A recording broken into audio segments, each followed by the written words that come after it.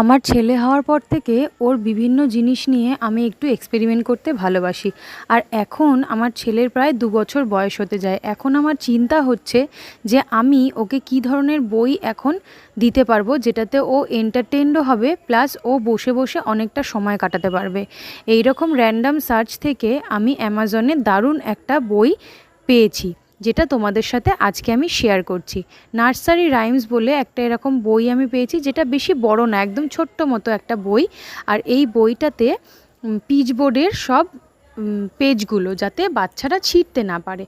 আর এর সাথে সাথে এই বইটার আরও একটা জিনিস, যেটা হচ্ছে উপরের যে মলাটগুলো তোমরা দেখছো, এইগুলো না যথেষ্ট মোটা, মানে একটা বাচ্চা যদি আরও ছোটও হয় তাকেও যদি সেই বইটা তোমরা দাও তাহলে কিন্তু সে ছিঁড়বে না। উল্টে এত কালারফুল হওয়ার জন্য বইটা কিন্তু বারবার করে বাচ্চাটা দেখতে চাইবে।